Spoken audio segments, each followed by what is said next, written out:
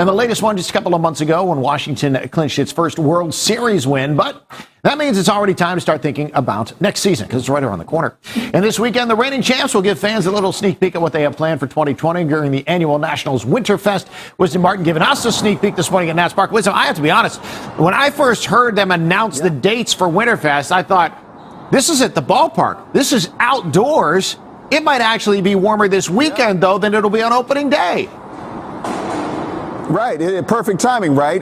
Tucker's been talking about it all morning. Saturday and Sunday, the weather is going to be great for this time of the year. And we are talking about Winterfest. So this is a chance for fans, people who like baseball, to come down here and hang out with the World Series champions. They're going to have players that are going to be here. They're going to be walking around. They're going to be interacting with the fans. There's going to be plenty of activities. And also, you can make donations to the Nationals Baseball Academy. You can bring some donations down here and help out some of the kids as well. That's going to be over at the Budweiser area. So you can do that.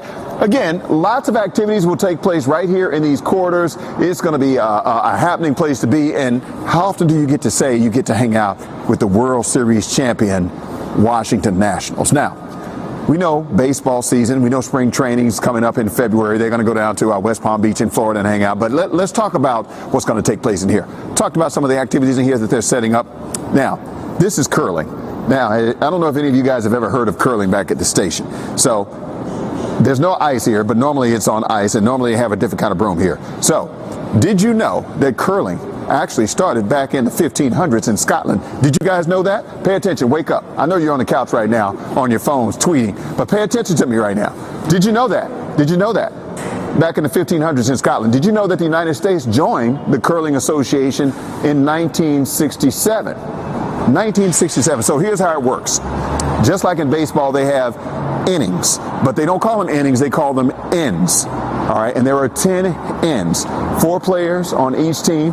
Each one of them, we're going to do you a small demonstration here. So, and I can't do everything that they do in curling because I'm not a curler. All right, so basically someone will push off with one of these, and these, by the way, are called curling stones, and they weigh in between 38 and 44 pounds. So that's what happens here. So they push off. I can't do it because I'm not a curler. So they push off. And what would normally happen is, if this was ice, it would still be going. Right like that. We're going to pretend, though, that this is ice. So it would still be going. And the object is to get it as close to that as possible. All right. So then the next person would come over here on that same team and do the same thing. So they would shoot it down there, and it would go down here like this. So far, I'm doing pretty good, right? Wisdom. Okay, so that's right there. And yes, Steve, I'm listening. I feel like, I'm listening. Like if this was a baseball game, you would be doing the pitching and the catching and the hitting. You need some teammates out there. You can't roll it and sweep it at the same time. Steve, listen to me. Listen to what I'm saying here. I'm here giving a preview of the park, so I'm in here by myself. All right? There's not any teammates in here. Okay? There's no teammates in here, so I'm it. I'm the MVP and I'm the GOAT. So just stay with me on this, all right? All right. Do this, GOAT Wisdom. Do that. No kicking. Here's what I want, Wiz. Listening. All right.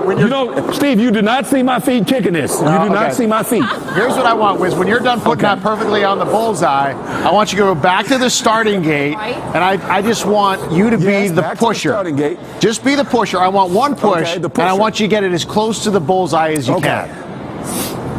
This will be your grand finale as the GOAT. For the purposes of your entertainment, Steve, I'm going to do this for you, okay? Thank you, Wisdom. Right. You ready? Yes. Here you go. All right, ready? All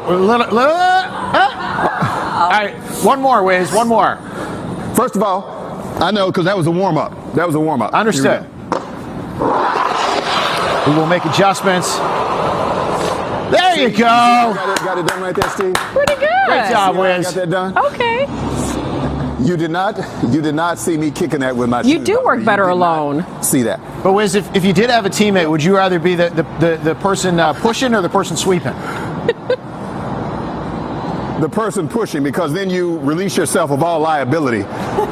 And how bad it goes. Then it's on somebody else. This is why he is the greatest. That's how that works. This is why he's all alone. Of all time when it comes to one man curling.